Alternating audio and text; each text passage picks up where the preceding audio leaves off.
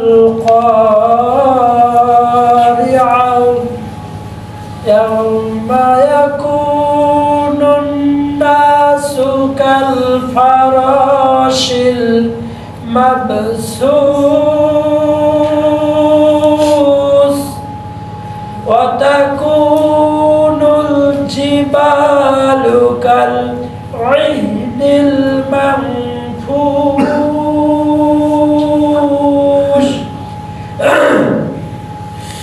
فأما من ثقلت موازينه فهو في عيشة راضية وأما من خفت موازينه فأمه هاوية وما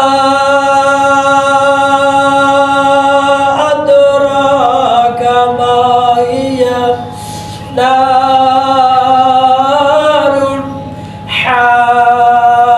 حامية إن الله وملائكته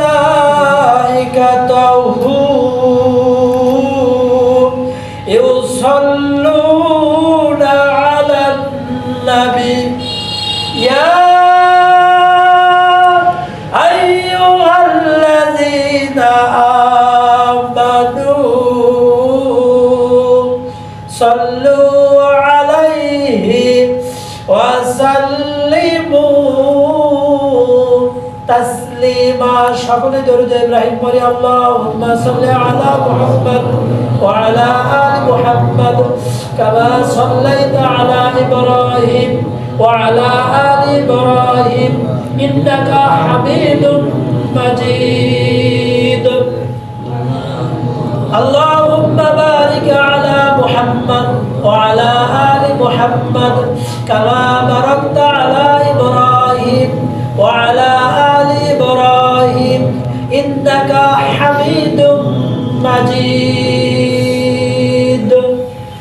সমস্ত প্রশংসা সেই মহান আল্লাহ সুবহানাহু ওয়া তাআলার জন্য যে আল্লাহ তাবারক ওয়া তাআলা আমাদেরকে আল্লাহর ঘর মসজিদে আসার বসার দিনের কিছু কথা বলা শোনার তৌফিক দান করেছেন সেই মহান মুনিবের দরবারে অন্তরের অন্তঃস্থল থেকে সকলে জোরে শুকরিয়া আদায় করি বলি আলহামদুলিল্লাহ সকলে বলি সুবহানাল্লাহি ওয়া বিহামদিহি আদাদা খালকিহি ওয়া রিদা নাফসিহি ওয়া জিনাত আরশিহি ওয়া মিদাদা কালিমাতিহি আল্লাহুম্মা লাকাল হামদু কামা ইয়ানবাগি লিজালালি ওয়াজহিকা ওয়া আযীমি সুলতানিকা আল্লাহুম্মা হাসিবনি হিসাবাই ইয়াসীরা আল্লাহুম্মা লা আয়েশা ইল্লা আয়েশাল আখিরা আল্লাহুম্মা গফিরলি وارحمني واهدني وعافني وارزقني আল্লাহ সুবহানাহু ওয়া তাআলা প্রতিটা দোয়ার বরকত আমাদের আমলনামায় দান করুন বলি আল্লাহুম্মা আমিন আমাদের প্রাণ প্রিয় রাসূল বিশ্ব নবী বিশ্ব মানবতার মুক্তির দূত মা আমেনার নয়নের মনি কলিজার টুকরা আমাদের প্রাণ প্রিয় রাসূল আমরা সকলে তার প্রতি দরুদ করি বলি সাল্লাল্লাহু আলাইহি সাল্লাম আল্লাহর নবী বলেছেন দরুদ যদি কেউ একবার পাঠ করে তার আমলনামায় আল্লাহ পাক সঙ্গে সঙ্গে 10টা নেকি দান করে দেয়, বলেন সুবহানাল্লাহ। তার প্রতি 10টা রহমত নাযিল করে দেয়, বলেন সুবহানাল্লাহ। 10টা গুনাহ মাফ করে দেয়, বলেন সুবহানাল্লাহ। আবার 10টা মর্যাদা বৃদ্ধি করে দেয়, বলেন সুবহানাল্লাহ। লাভ যেখানে আমরা নাই সেখানে, আর লাভ নাই যেখানে আমরা আছি সেখানে, কথা বলেন ঠিক কিনা? এই যে দৌড়দের মধ্যে লাভ, কেউ যদি বলে, একবার বলে সাল্লাল্লাহু আলাইহি ওয়াসাল্লাম, সাথে সাথে একজন ফেরেশতা এই দৌড়দের পাঠকারীর নামটা সঙ্গে সঙ্গে মদিনায় নিয়ে যায়, হাজির হয়, বলেন সুবহানাল্লাহ। আল্লাহর নবীকে যা বলেন, বগুড়া জেলা সারিয়াকান্দি থানা হাটফুলবাড়িতে একটা মসজিদের মধ্যে কতিপয় আল্লাহর কিছু মহব্বতের বান্দারা আপনার প্রতি দরুদ পাঠ করেছেন। বলেন তো, প্রতিদিন যদি আমি দরুদ পড়ি আর প্রতিদিন যদি আমার নাম নবীজির কাছে পেশ করা হয়, মরতে আমার দেরি হবে, জিজ্ঞাসা করতে আমার দেরি হবে, কিন্তু নবীজি পরিচয় দিতে দেরি হবে না, বলেন সুবহানাল্লাহ। কবরে যাওয়ার পরে যখন বলবে তোমার নবী কে ছিল, সঙ্গে সঙ্গে নবীজি বলে দেবে, ফেরেশতারা, ও হলো আমার আখিরি জামানার শেষ উম্মত, বলেন সুবহানাল্লাহ। চিনল কেন? আমার পরিচয় আমি বলে যাওয়ার আগে আমার পরিচয় আমি পাঠিয়ে দিছি, এই জন্যই আমি মরে যেতে দেরি, কবরে যায় প্রশ্ন হতে দেরি, আর নবীজি আমাকে চিনতে দেরি হয় নাই, বলেন সুবহানাল্লাহ। এইখানে যে ব্যক্তিটা এই যে দুনিয়াবি যে কোনো একটা দল করে, সে যদি সারাদিন ধানের শীষ বলে, আর সন্ধ্যাবেলায় যদি জামাতের অফিসে যায় বলে আমাকে এক কাপ চা দাও, চা তো দেবে না, দূর দূর করে তাড়াইয়া দেবে, যা যা মিছিল করেছিস তার কাছে খায়, কথা বলেন ঠিক কিনা? এরকম আমি যে নবীজির উম্মত, আমি নবীজির উপরে দরুদ পড়ব, আর আমার পরিচয়টা আমি মরে যাওয়ার আগে নবীজির কাছে যাচ্ছে। কোন মানুষ যদি বিদেশে যাওয়ার চিন্তা ভাবনা করে, আগে তাকে পাসপোর্ট করতে হয়, কথা বলেন ঠিক কিনা? আমি যে কবরে যাব, এই জন্য আগে আমাকে একটা জিনিস হাসিল করতে হবে, সেটা হলো আমাকে পূর্ণাঙ্গ ইমানদার হতে হবে, কথা বলেন ঠিক কিনা? আমি পাসপোর্ট ছাড়া যেরকম বিদেশে যাওয়া সম্ভব নয়, আমার ঈমান ছাড়া কবরে গেলে আমার জন্য একটা শাস্তিও আমার জন্য মিট যাবে না, কারণ আমি ঈমান ছাড়া কবরে গেছি। এই জন্য ঈমান আছে যার ঈমানদার সে, ঈমান নাই যার বেঈমান সে। আল্লাহকে ডাকে যে সে হলো মুমিন, আল্লাহকে ডাকে না যে সে হলো কুমিন। আল্লাহকে স্মরণ করে যারা মুমিন হলো তারা, আল্লাহকে ভুলে যায় যারা গাফেল হলো তারা। এখানে ইবাদত করব কিছু কিছু, মরে গেলে আল্লাহ আমাকে দেবে সবকিছু, বলেন সুবহানাল্লাহ। এখানে আমার হায়াত আছে যতদিন আল্লাহকে ডাকবো ততদিন, সুবহানাল্লাহ। আর মরে গেলে আল্লাহ আছে যতদিন, শান্তি দেবে ততদিন। আমরা তো দুনিয়ার জিন্দেগিটাকে অনেক কিছু মনে করতেছি দোস্ত। এই দুনিয়ার জিন্দেগি থেকে কবরে যাওয়ার পরে ফেরেশতারা যখন আমাদেরকে জিজ্ঞাসাবাদ শুরু করে দেবে, একজন বলবে ভাই তুমি দুনিয়াতে কতদিন ছিলে? ওই ব্যক্তিটা বলবে না আমি 50 বছর ছিলাম, বলবে না আমি 10 বছর ছিলাম, বলবে না আমি 5 বছর ছিলাম। আরে কতদিন ছিলে বলো? বলবে আমি এক দরজা দিয়ে ঢুকেছি আর এক দরজা দিয়ে আমি কবরে চলে যাচ্ছি, কথা বলেন ঠিক না? এই যে মসজিদে ঢুকতে বের হতে যতটুকু সময় আমি দুনিয়াতে আছি ততটুকু সময়, আর আমার সামনে হলো আখিরাত। আল্লাহ পাক বলছে আমার বান্দার সাথে আর মালাকাল মাউতের সাথে মোলাকাত হবে। মোলাকাত সামনে হয় না পিছনে হয়? আমার হলো আখিরাত সামনে। এই দুনিয়ার পরীক্ষায় ফেল করলে আবার কষ্ট করে পড়াশোনা করে পরীক্ষা দিয়ে পাশের আশা করা যায়। দুনিয়ার মামলায় হেরে গেছি, আবার আপিল করে জেতার আশা করা যায়। কিন্তু দোস্ত, কবর নামক মামলায় যদি আমরা ঠকে যাই, কবর নামক পরীক্ষায় যদি আমরা ঠকে যাই, এই হাটফুলবাড়ি কি আর আসতে পারবো? আবার কি ইবাদত করতে পারবো, আবার কি আল্লাহ ডাকতে পারবো, পারবো না। এই জন্য সকলের হাতে পায়ে ধরে বলি, আর আমরা বেহুদা কথা বলবো না। আল্লাহর নবী বলেছে, যে ব্যক্তি দুইটা জিনিসের গ্যারান্টি দেবে, আমি নবী তাকে জান্নাতের গ্যারান্টি দিয়ে দিলাম। এক নাম্বার হলো, যে ব্যক্তি জিহ্বার গ্যারান্টি দেবে।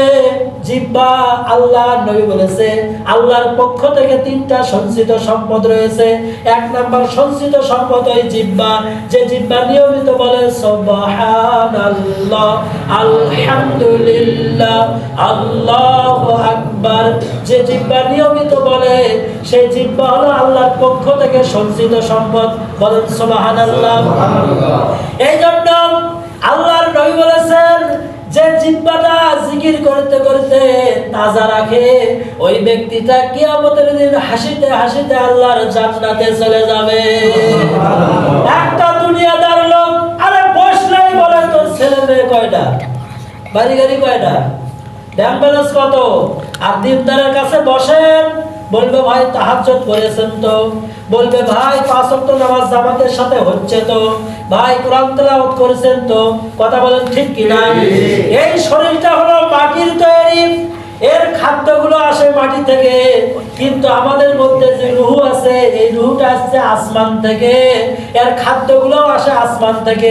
রূহের খাদ্য কি? সুবহানাল্লাহ, আলহামদুলিল্লাহ, আল্লাহু আকবার, লা ইলাহা ইল্লাল্লাহ।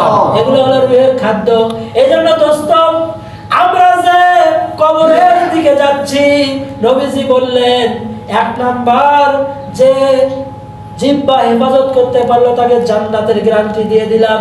2 নাম্বার যে লজ্জার স্থান হেফাজত করতে পারলো তাকেও জান্নাতের গ্যারান্টি দিয়ে দিলাম।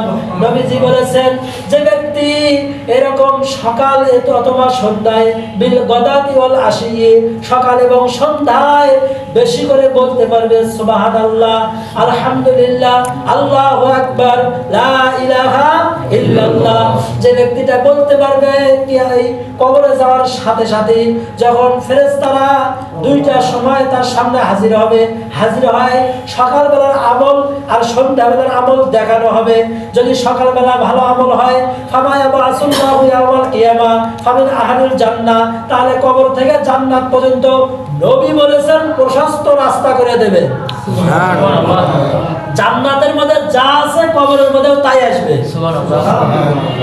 আর যদি খারাপ আমল পাওয়া যায়, কবর থেকে ওই জাহান্নাম পর্যন্ত প্রশস্ত রাস্তা করে দেওয়া হবে। কবরের জাহান্নামের মধ্যে যা আছে এই কবরের মধ্যে তাই আসতে থাকবে। এই জন্য দোস্ত, আজকে খুতবার শুরুতে 30 নাম্বার পারা সূরা করিয়া তেলাওয়াত করা হয়েছে। আল্লাহ পাক বলেন, আল করিয়া, মহা দুর্ঘটনা। মাল করিয়া, মহা দুর্ঘটনা কি হতে পারে? ইয়াউমা ইয়াকুনুন নাসু কাল ফারাশিল মাবসুস। আল করিয়া, মাল করিয়া, মা আদরাকা মাল করিয়া। হে মুহাম্মদ সাল্লাল্লাহু আলাইহি সাল্লাম, আপনি কি জানেন সেই দুর্ঘটনা কি হতে পারে? এগুলো সব জানে কে? আল্লাহ। আল্লাহ নিজেই বলতেছে, ইয়াউমা ইয়াকুনুন নাসু কাল ফারাশিল মাবসুস। সেদিন মানুষগুলো হয়ে যাবে কীট পতঙ্গের ন্যায়। ওয়া তাকুনুল জিবালু কাল ইহিনিল মানফুস। সেদিন লক্ষ কোটি মন ওজনের পাহাড়গুলো ধুলিত তুলের ন্যায় আকাশে উঠতে থাকবে। ওই যে বড় বড় পাহাড় আমরা নাম শুনি, সেই পাহাড়গুলো ওই ধুলিত তুলের ন্যায় আকাশে উঠতে থাকবে। কার কথা? আল্লাহ। বিশ্বাস করলে ঈমানদার, না করলে বেঈমানদার। কথা বলেন ঠিক কিনা? এরপরে বললেন কি, ফাম্মা সাকুলাত মাওয়াজিনু, যার নেকির পাল্লা ভারী হবে। সুবহানাল্লাহ বললে নেকির পাল্লা হালকা হয় না ভারী হয়?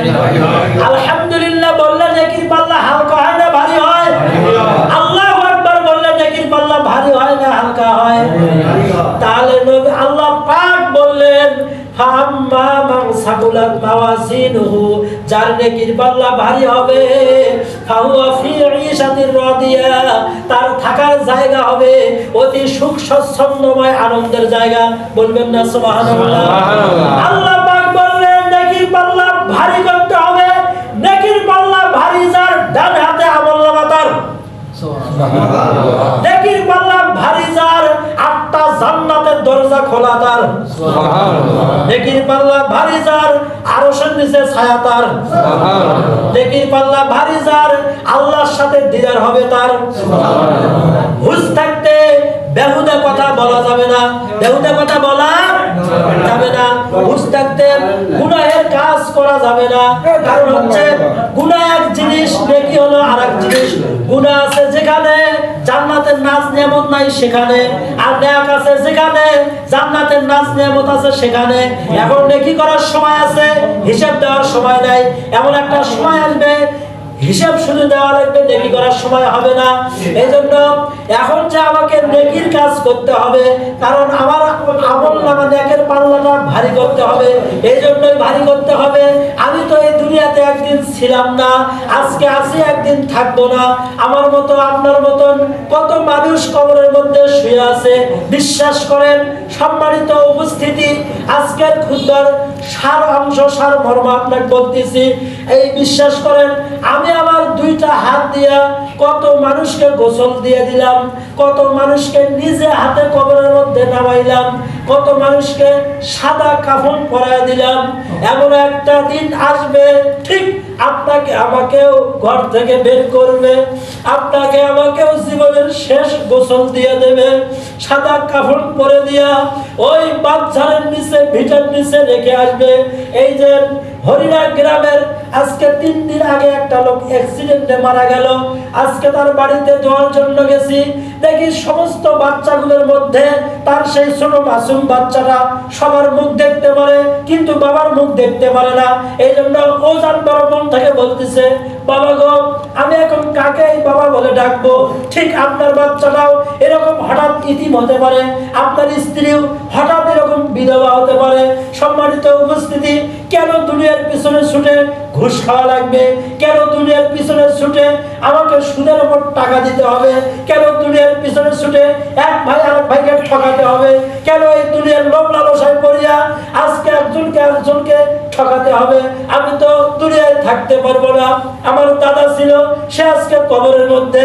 আমার নানা ছিল, সে আজকে কবরের মধ্যে। আমিও তো ওই কবরের বাসিন্দা। সম্মানিত উপস্থিতি, এখান থেকে এই সামান্য হরিণা গ্রামে আমি যদি যাওয়ার জন্য অটোতে উঠি, আমাকে বলে যাত্রী। আমি যাত্রী হলে আমাকে ভাড়া দিতে হয়। ভাই, আমি যে কবরের যাত্রী, আমার ভাড়াটা হলো নেকামল। সেই নেকামল আমারটা আমাকে করতে হবে। এই দুনিয়ায় আসছি আমি একা। এই দুনিয়া থেকে যখন আমি ঘুম আসি একা, যখন আমি খাওয়া দাওয়া করি একা, আমার হজম আমাকেই করতে হয়, আমার শান্তি আমাকেই ভোগ করতে হয়, আমার দুঃখ আমাকেই ভোগ করতে হয়, আমার সাদা কাফন আমাকেই পড়তে হবে। আর কবরের মধ্যে একা আমাকেই যেতে হবে। আমাকে মাটি দেওয়ার পরে সবার ঘরে ঘরে সবাই আলো জ্বালাবে, কিন্তু আমার কবরের আলো কে জ্বালাবে? একটু ভাবুন, আমরা কি করতেছি, কি করার কথা ছিল? আমাদের তো সবসময় মুখে থাকার কথা ছিল, ভাই কি কাজ করলে আল্লাহ মাফ করে দেবে, ভাই কেমনে ওই কবরের মধ্যে থাকবো, ভাই কেমনে ওই সাদা কাফন পরে থাকবো, ভাই ওই ভিটার নিচে আমার কি অবস্থা শুরু হয়ে যাবে।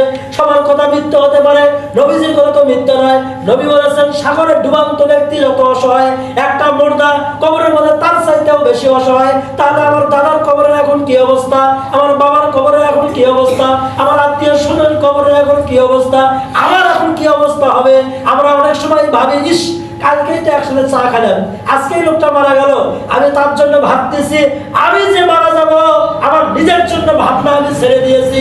ভাবতেছি আমি সংসার করতেছি, যে সংসার ঠিক আছে না, আমি মরে গেলেও এই সংসার আমার চেয়ে আরো ভালো চলতে পারে, কারণ ভালো চালানোর মালিক হচ্ছে আল্লাহ।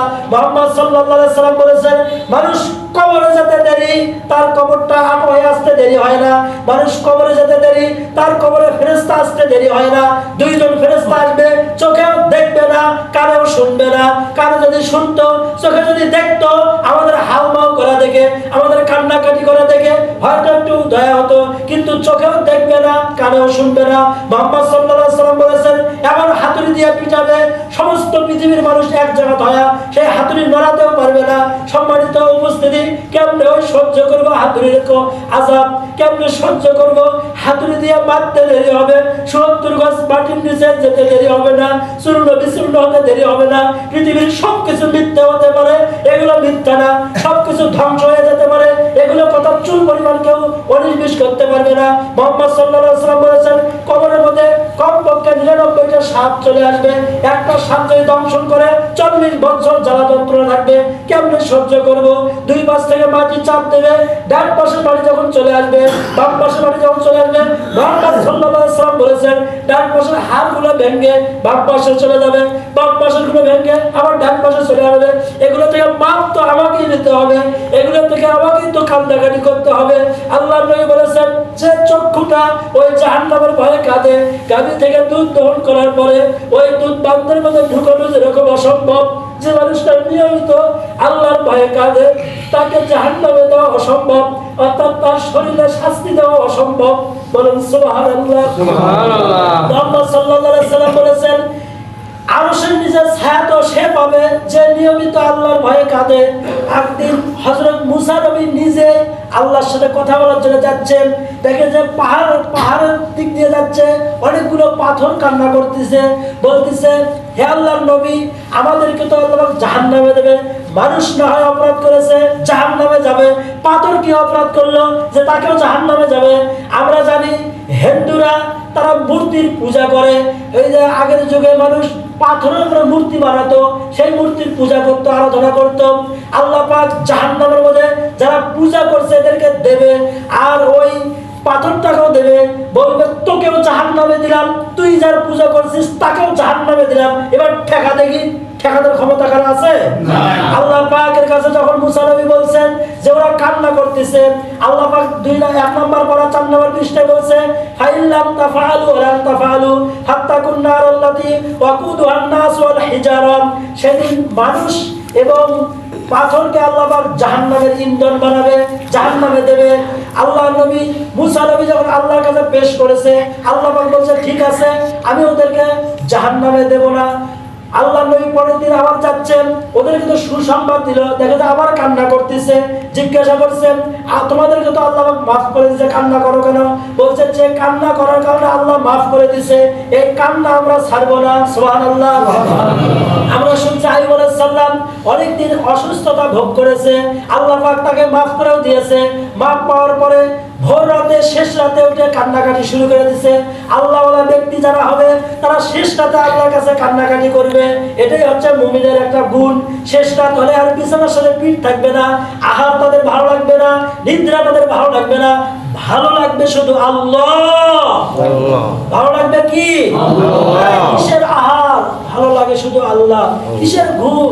ভালো লাগে শুধু আল্লাহ। কিসের গল্প? ভালো লাগে শুধু আল্লাহ, কারণ দেলে তাদের ফিট করে আছে আল্লাহ। বলেন না সুবহানাল্লাহ। এই জন্য বলতেছিলাম আইয়ুব আলাইহিস সালাম পরের দিন সুস্থ হওয়ার পরও কান্না করতেছেন। আল্লাহ পাক ডাক দিয়ে আইয়ুব আলাইহিস সালামকে বলতেছে তোমাকে তো আমি মাফ করে দিয়েছি, এরপরও কান্না করো কেন? আইয়ুব আলাইহিস সালাম বলতেছে আল্লাহ, আমি যখন অসুস্থ ছিলাম আপনি আমাকে ডাক দিতেন আর বলতেন আইয়ুব তুমি কেমন আছো? আজকে সুস্থ হওয়ার পর আপনি একবারে বলতেছেন না। বলে আল্লাহ, যে কান্না করার কারণে আমি মাফ পেয়েছি, এই কান্না আমি ছাড়বো না। বলেন সুবহানাল্লাহ।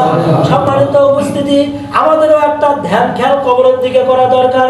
আমাদেরও একটা অন্তত প্রতিদিন 5 মিনিট 10 মিনিট একটু ভাবা দরকার, আরে আমি ছিলাম কোথায়, এখন আছি কোথায়, আবার আমি যাব কোথায়?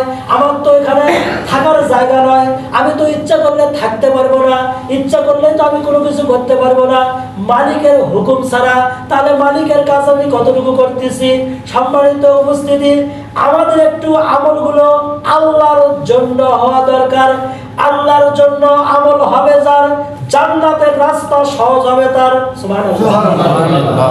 আমার প্রত্যেকটা সিজদা শুধু আল্লাহর জন্য, প্রতিটা রুকু শুধু আল্লাহর জন্য, প্রতিটা নেক আমল শুধু আল্লাহর জন্য। বলেন না সুবহানাল্লাহ। আমি যে আল্লাহর জন্য দান করি, আমি যে আল্লাহর জন্য সবকিছু করি, এরপরও এক ব্যক্তি 10 টাকা দিচ্ছে মারহাবা না বলার কারণে দেশ থেকে যাবে আসতেই বলতেছে হুজুর আমার মারহাবা করতে গেল। আল্লাহ নবী বলেছেন একটা টাকাও যদি কেউ দান করে আসলে যদি আল্লাহর জন্য হয়, আল্লাহ পাক সেটা বাড়াতে বাড়াতে বাড়াতে বাড়াতে বাড়াতে বাড়াতে বহুত পরিমাণ সওয়াব দেয়। আর যদি আল্লাহর জন্য না হয়, ওই বহুত পরিমাণ যদি স্বর্ণ দান করে, আল্লাহ কমাতে কমাতে কমাতে সরিষার দানা পরিমাণ সওয়াব দেয় না। নাউজুবিল্লাহ। তাহলে আমাদের নেক আমলগুলো হবে কার জন্য? তাহলে সম্মানিত উপস্থিতি, আমি হুজুর মানুষ, আমি যখন এখানে নামাজ পড়াই এত সুন্দর করে সূরা পড়ি, এত সুন্দর করে আমি কেরাত পড়ি, মুসল্লি যেন আমার উপর সন্তুষ্ট হয়ে যায়। সন্তুষ্ট করবো কাকে? এই জন্য একা একা যখন নামাজ পড়ি তারা হলো আল্লাহ কি ব্যস্ততা দেখাচ্ছে। হায়াতটা দিয়েছে কে? রিজিক দিচ্ছে কে? সেই আল্লাহ কি বাহাদুরি দেখাচ্ছি। আল্লাহর ঘরের মধ্যে আসে সাহাবায়ে কেরাম বাইরে গেলেও আল্লাহ ভুলতেন না। আর মসজিদের মধ্যে আছি, বলেন তো কোথায় আসছি? আল্লাহর ঘরের মধ্যে আছি, নামাজের মধ্যেও আল্লাহ মনে করি না। সুবহানাল্লাহ। নামাজের মধ্যে যে আল্লাহ মনে করবো তাও মনে করি না। নামাজের পরেই ভাবি কয় রাকাত হলো, কয় রাকাত দিন হলো, কোন সূরা পড়লো, কোন সূরা পড়ছি। আমি সূরা পড়ছি শেষের 30 পারার মধ্যে থেকে। নামাজের পরে একজন জিজ্ঞেস করলাম, ভাই আজকে তো 30 পারার মধ্যে থেকে পড়ছি ছোট সূরা, কোন সূরা বলেন তো? বলছে কোন সূরা বে? তো তোমার মন কোনটি আছে? বলছে কত পারাতে ছিল। হাইরে হাইরে মন, এই মন নিয়ে নামাজ পড়ে যদি কিয়ামত পর্যন্ত চুল পরিমাণ সব হবে না। বললাম বাবাজি তোমার মনটা কোনটি গেছিল? বলে বিশ্বাস করেন হুজুর, আল্লাহ আকবার বলিও না, মনে আর হয়ও না। আল্লাহ আকবার বলার সাথে দুনিয়ার কথা মনে হয়। কথা বলেন ঠিক কিনা? যখনই দুনিয়ার কথা মনে হবে তখন কি করবেন? তখন মনে করবেন কি আমি আসি কোন জায়গা, আর মন আছে কোন জায়গা? আসি আল্লাহর ঘরে আর মন আছে বাইরে, নামাজ হবে? এই জন্য মনটা যখনই বাইরে যাবে তখনই নিয়ে আসবেন, যখনই যাবে তখনই নিয়ে আসবেন। এই নামাজের নাম বলা হয় মন কারাকারি নামাজ। মনটা যাতেই পারে আপনাকে আনতে হবে। কি কি খেয়াল করে আনবেন? আমি আসি কোন জায়গা, মন আছে কোন জায়গা। আর যে সূরাগুলো বলবেন খেয়াল করবেন, আলহামদুলিল্লাহি রাব্বিল আলামিন। প্রতিটা সূরা যখন পড়বেন তখনই খেয়াল করবেন। আর এই সূরাগুলো যে আপনি পড়তেছেন এগুলো যে শুদ্ধ আছে কিনা এগুলোও তো জানা দরকার, কি দরকার না? দরকার। হাইরে বাবা 1000 টাকার নোট কাঁচা মাল বিক্রি করে তারে হাতত দিছি, হচ্ছে তারা আমাকে এটা ভালো করে দেখা নেই ঠিক আছে কিনা। আমি বলছি নেন, আমি গ্যারান্টি। বলছে না না, পরে যে আপনার সাথে দেখা না হয় দেখে নেওয়া লাগবে। আপনি 1000 টাকার নোট জাল আছে কিনা সেটা দেখলেন। আপনি যে লা ইলাহা ইল্লাল্লাহু মুহাম্মাদুর রাসূলুল্লাহ বললেন, এটা শুদ্ধ আছে কিনা। এই ফুলবাড়ি মসজিদের যারা ইমাম, যারা জানে, তার কাছে যা শুদ্ধ করা দরকার আছে না নাই? আছে। বাপরে বাপ 50 বছর থেকে নামাজ পড়ে আজও সূরা ফাতিহা ঠিক নাই। নবী বলেছেন 19টা কারণে নামাজ ভঙ্গ হয়ে যায়, বাতিল হয়ে যায়। কয়টা কারণ? 19টা। এক নম্বর কারণ হলো নামাজে অশুদ্ধ তেলাওয়াত করা। নামাজে অশুদ্ধ তেলাওয়াত করা। এখনো বলে আছে কুল হুয়াল্লাহু আহাদ। একই পাক্কা ইমানদার মুসলিম সামনে কাতারাত নামাজ পড়ে, উনি আমাকে বলছে কুল হু আল্লাহু আহাদ। আমি বলছি না, আল্লাহ নাই। বলেন নাউজুবিল্লাহ। আমার নাম হচ্ছে আল মামুন। কেউ যদি কয় তোমার নাম হলেন হাল মামুন, আমি কি জবাব দেবো না রাগ করবো? আমার আব্বা গরু জব করে আমার নাম তুলছে, আর তুই অন্য নাম বলিস। নাম বললে বল, না বললে বাদ দে। কথা বল ঠিক কিনা? আল্লাহ বলতেছে আল্লাহু, আমি বলতেছি আল্লাহু, নেকি হবে না গুনাহ হবে? আল্লাহ বলতেছে তাব্বাত ইয়াদা, আছে না নাই?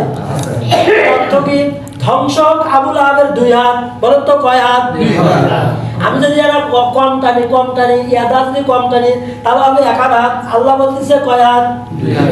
আমি বলতেছি 1 হাত। তাহলে আল্লাহর সাথে তর্কাতর্কি নামাজের মধ্যে হচ্ছে কি হচ্ছে না? এরপরে যদি বেশি করে টানি তাহলে হবে বেলাগুলো হাত। বেলাগুলো হাত মানুষের থাকে। তাহলে আল্লাহর সাথে আমার অনেকগুলো এখানে ভুল হচ্ছে। এই জন্য বাবা আপনি আমি একটু যদি বাড়িতে সময় না পাই, হাট বাজারেও সময় না পাই, অন্তত 3টা দিন ফারাক করে নিয়ে আল্লাহ রাস্তায় বের হবেন। যা এই যে মুরব্বীদের সাথে বসবেন, এলাকা চলতি ফিরতি মাদ্রাসা, এখানে বসে আপনি শিখবেন। কথা বলেন ঠিক কিনা? এখানে যদি ভুল ধরা পড়ে সংশোধন করার সময় আছে। কথা বলেন ঠিক কিনা? কিন্তু মরে গেলে যদি ভুল ধরা পড়ে আসারও সময় নাই, সংশোধন করারও সময় নাই। আল্লাহ পাক আমাদের সবাইকে মাফ করুন বলি আল্লাহুম্মা আমিন। ওই যে সূরা করিয়ার শেষ আয়াত, ওয়া আম্মা মান খাফফাত মাওয়াজিনুহু, যার নেকির পাল্লা হালকা হবে, ফা উম্মু হাওিয়া, তার থাকার জায়গা হবে জাহান্নাম। বলেন না নাউজুবিল্লাহ। তারপরে কি বলছে? ওমা আদরাকা মা হিয়া, হে নবী আপনি কি জানেন সে হাওিয়া কি হতে পারে? নারুন হামিয়া, তা হচ্ছে জ্বলন্ত উত্তপ্ত আগুন। আল্লাহ পাক আগুন থেকে আমাদের সবাইকে মাফ করে বলি আল্লাহুম্মা আমিন। আমাদের পূর্বপুরুষ যারা কবরে আছে সবাইকে আল্লাহ পাক মাফ করে বলি আল্লাহুম্মা আমিন। আল্লাহ পাক আমাদের সবাইকে দিনদার পরহেজগার আল্লাহওয়ালা হওয়ার তৌফিক দান করুক আল্লাহুম্মা আমিন। আজকের খুতবার সব কথাগুলো আমাদেরকে আমল করার, অন্যের কাছে পৌঁছে দেওয়ার আল্লাহ পাক তৌফিক দান করুক বলি আল্লাহুম্মা আমিন। আসসালামু আলাইকুম।